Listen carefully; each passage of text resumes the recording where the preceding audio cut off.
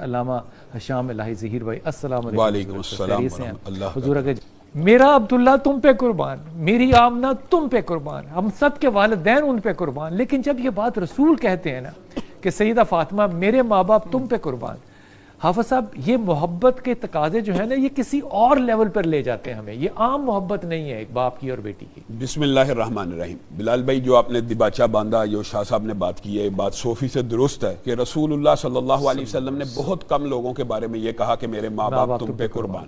تو سیدہ فاطمہ کے ویسے وہ خود بھی باپ تھے، لیکن ان کو بھی یہ کہا کہ میرے ماں باپ تم پہ قربان۔ اگر آپ غور کریں تو رسول اللہ صلی اللہ علیہ وسلم نے اپنی نسل کے حوالے سے ایک بات کہی ہے جو حدیث میں آتی ہے کہ آدم سے لے کر میرے تک میں بہترین نسلوں میں منتقل ہوتا ہوا آیا ہوں۔ بے شک، واہ۔ اور میرے سے لے کے آدم تک، ایک روایت میں نکاحی ہوئی نسلوں میں یہی بات وہی روایت ہے، وہی روایت ہے۔ رسول اللہ صلی اللہ علیہ وسلم نے فرمایا کہ پھر میرے سے لے کے آدم تک میں نکاح کے ذریعے منتقل ہوتا آیا ہوں میرے باپ میں سے، یعنی میرے باپ سے لے کے آدم تک کوئی باپ بھی زانی نہیں تھا۔ ہائے ہائے ہائے، یہ بات یاد رکھیں، یعنی اس سے آپ کو استدلال اور بھی ملتی ہے۔ محدثین نے یہاں پہ بڑا ایک خوبصورت جملہ بھی نقل کیا ہے کہ شرک کرنا اور زنا کرنا میں ایک فرق ہے۔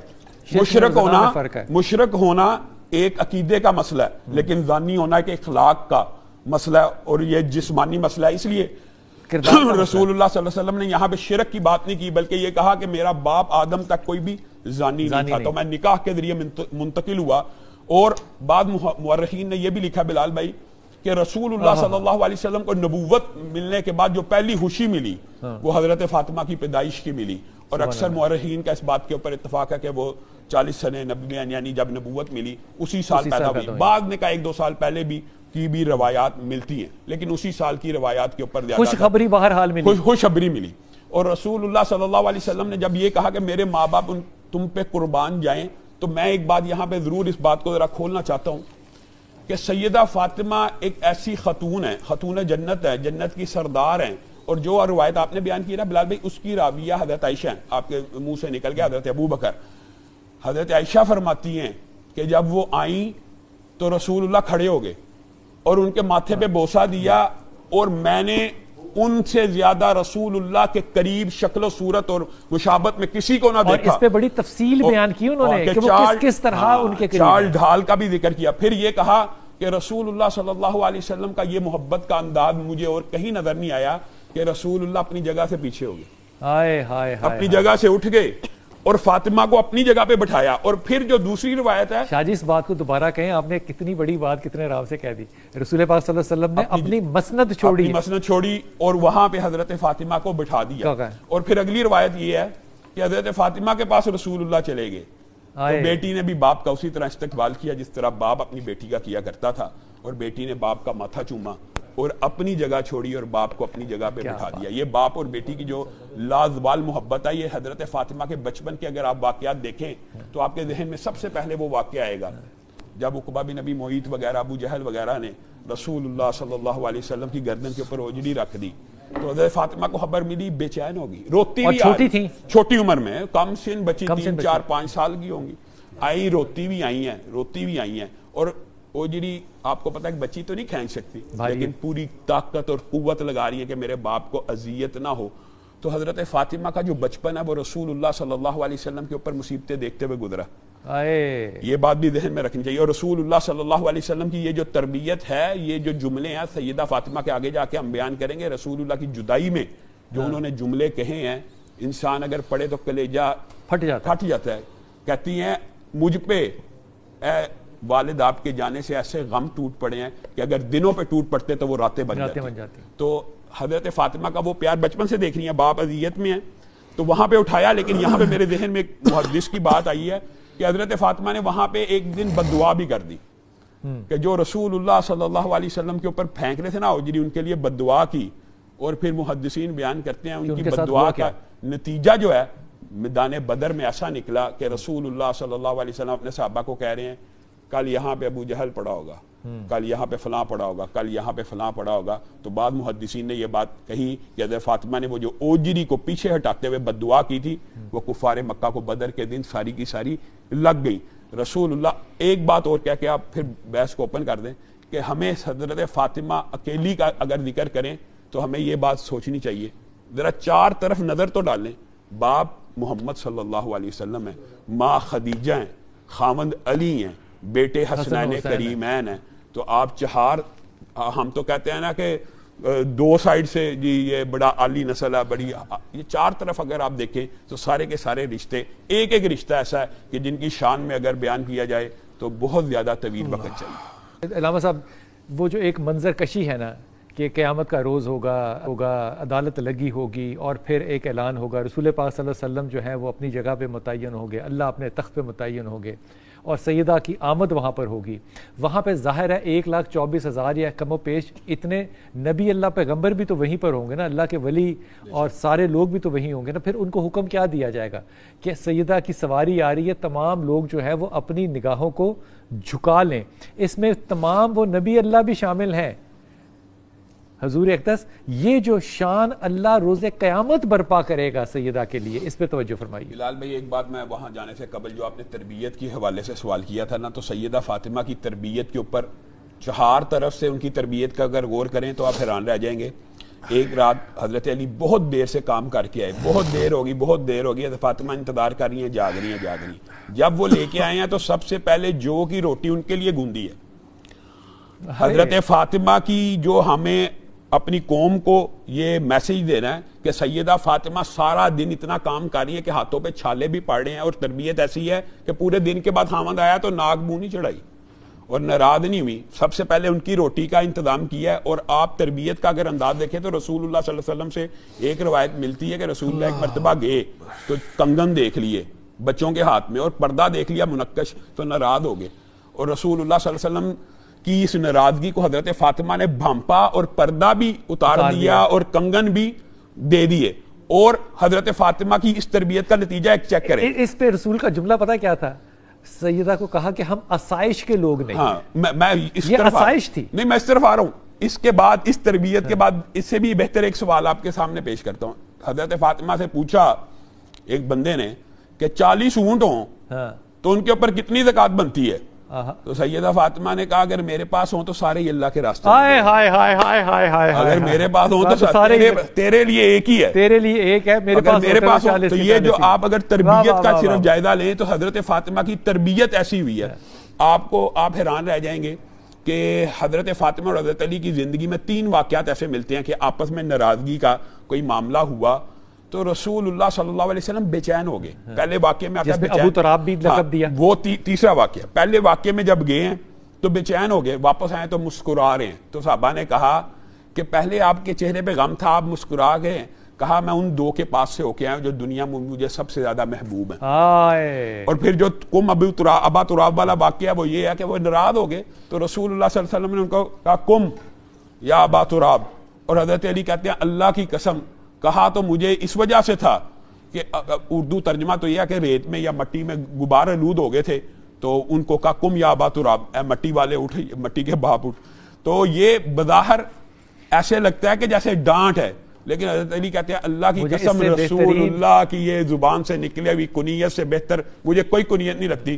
اور گئے ہیں اپنی بیٹی کا ہاتھ حضرت علی کے ہاتھ کے اوپر، آپ خود درمیان میں بیٹھ گئے بیٹی اور ایک ہاتھ سے دونوں کی میاں بیوی کی آپس میں صلح کروا دی ہے. تو تربیت تو رسول اللہ صلی اللہ علیہ وسلم نے ایسی کی ہے کہ حضرت فاطمہ چل کے آئی ہیں. اچھا کیا انداز ہے ویسے ایک باپ کا اپنی بیٹی اور اپنے داماد اور اپنے بھائی کے ساتھ. میں یہی کہہ رہا ہوں کہ چہار طرف سے تربیت دیکھیں. آج کل تو لڑائی ہو جاتی ہے تو وہ یہاں پہ باپ خود جا رہا ہے اور داماد کو پکڑ کے صلح کروا رہا ہے اور بس اور بس. بلکہ حضرت علی نے ایک دن حضرت فاطمہ کو یہ بھی کہہ دیا تھا کہ آج کے بعد میں تم سے کبھی ناراض نہیں ہوں گا. ایک مرتبہ حضرت فاطمہ ناراض ہو کے ان سے آ گئی تو حضرت علی پیچھے پیچھے دوڑتے ہوئے آگے. تو رسول اللہ صلی اللہ علیہ وسلم نے بیٹی کی حمایت نہیں کی. اس وقت کیا کہا کہ وہ دیکھو کون اپنی بیوی کو منانے آ رہا ہے. تو ساتھ ہی یعنی صلح کروا دی. اور وہ جو واقعہ ہے کہ ایک بات میں ضرور کہنا چاہتا ہوں، امی عائشہ کی سے اہل بیت کی فضیلت میں جتنی روایات ہیں تو لوگوں نے ہاں یہ بات گڑی ہوئی ہے کہ حضرت عائشہ کا اہل بیت کا اختلاف تھا. حضرت عائشہ سے حضرت خدیجہ کی 99% فضائل کی روایت حضرت عائشہ سے بالکل. اور حضرت فاطمہ کی یہ روایت جو ہے یہ بھی امی عائشہ سے اہل بیت ہیں، یہ بھی روایت بخاری شریف میں حضرت عائشہ یہ حضرت عائشہ سے یہ روایت بھی ہے کہ آئیں تو رسول اللہ صلی اللہ علیہ وسلم نے کان میں کچھ کہا تو رونا شروع ہو گیا، اور پھر تھوڑی دیر بعد کچھ کہا تو ہنسنا شروع ہوگی. تو میں نے ان سے پوچھا کہ بتائیے کیا کہا، تو کہا میں اپنے باپ کا راز نہیں بتاؤں گی. جب رسول اللہ دنیا سے چلے گئے تو میں نے پھر پوچھا بیٹی سے کہ کیا بات تھی، کہا ہاں آج بتاؤں گی، اب تو باپ دنیا میں نہیں رہا. رسول اللہ صلی اللہ علیہ وسلم نے سب سے پہلے میرے کان میں یہ کہا تھا کہ میں اللہ کے پاس جانے والا ہوں. جبریل امین آئے تھے، 2 دفعہ دور ہوا، سارا واقعہ بتا دیا. تو میں رونا شروع ہو گئی. اور پھر اب ہنسی کیوں تھی؟ تو یہ وہ بات ہے جو شاہ صاحب نے بیان کی. تو رسول اللہ صلی اللہ علیہ وسلم نے حضرت فاطمہ کو یہ اعزاز بخشا کہ آپ جنت کی سردار ہیں. اس پہ آپ مسکرائیں، اور آپ ہیں وہ جو سب سے پہلے میرے خانوادے میں مجھ سے آ کے مل جائیں گی. اور حضرت فاطمہ کی رسول اللہ سے محبت اس قدر زیادہ تھی، محدثین کہتے ہیں کہ رسول اللہ کی جدائی کے غم میں وہ دنیا سے کوچ کر گئی، اور صرف 6 ماہ زندہ رہی. رسول اللہ صلی اللہ علیہ وسلم سے اتنا پیار کرتی تھی، اتنا محبت کرتی تھی. اور ایک بات صرف جو ترمذی کی آپ نے روایت کی نا بلال بھائی، یہ 2 لوگوں کے بارے میں، بس اس کی وضاحت کر کے بات ڈاکٹر صاحب کی طرف لے جانا. ترمذی کی جو روایت ہے کہ ماں عائشہ سے پوچھا گیا کہ عورتوں میں سے کون، تو فاطمہ، مردوں میں سے کہا علی. اسی طرح کی ایک اور روایت موجود ہے، وہ بھی صحیح ہے. تو یہ 2 شخصیات کے بارے میں ہے. یہ حضرت ابو بکر کے بارے میں بھی ہے کہ مردوں میں سب سے زیادہ محبوب کون، تو ابو بکر، اور عورتوں میں سب سے زیادہ محبوب کون، امی عائشہ. اعمال کا یقیناً ہمیں اپنے اعمال کی اصلاح اور اپنے عقائد کی درستگی اس کی طرف ہمیشہ یہ جو بیجو کا خون میں لوتھڑا بننا اور پھر اس کو پکڑ کے، یہ سمبل کس چیز کا ہے؟ بلال بھائی بنیادی طور پہ اس اگر حدیث کو دیکھا جائے تو امی اب سیرت فاطمہ بیان کر رہے تھے. رسول اللہ صلی اللہ علیہ وسلم نے حضرت فاطمہ کو بھی کہا تھا، اے فاطمہ اپنے لیے عمل کا میدان گرم کرنا، یہ نہ سوچنا تم ایک نبی کی بیٹی ہو. اور دیکھیں ان کو سیدہ کہا بھی، جنتی کہا بھی، جنت کی سردار بھی کہا، پھر بھی ان کو عمل کی دعوت دے رہی ہیں. جیسے بھائی نے حدیث تسبیح فاطمہ والی آپ نے نشاندہی کی، سبحان اللہ. یہ جو ایک تسبیح ہے بلال بھائی، ایک تسبیح، حضرت سلیمان کا واقعہ دین میں آ گیا، ہوا میں اڑ رہے تھے تخت کے اوپر بیٹھ کے. تو ایک بنی اسرائیل کے عابد نے کہا بہت بڑی بادشاہی ہے. انہوں نے کہا میری ساری بادشاہی ایک تسبیح کے سامنے حقیر ہے، کیونکہ بادشاہی ختم ہونے والی ہے، تسبیح ہمیشہ رہنے والی ہے. کیا بات ہے، کیا بات ہے، اور بادشاہی ختم ہونے والی ہے اور تسبیح نے تو ہمیشہ نامہ اعمال میں تلنا ہے. ایک آیت میں آپ کے سامنے قرآن پاک کی پڑھتا ہوں. بلال بھائی یہ جو اختلاف ہے نا، یہ مانتے ہیں کہ بعض لوگوں نے کہا یہ نبی کے چچا تھے، بعض لوگوں نے کہا باپ تھے، لیکن قرآن پاک میں آذر کا ذکر جب بھی آیا باپ کے ساتھ آیا، اذ قال ابراہیم لابیہ. اور ایک قرآن پاک کے مقام پہ یا ابتی یا ابتی یا ابتی 4 دفعہ کہا ہے، اے میرے پیارے باپ، اے میرے پیارے باپ.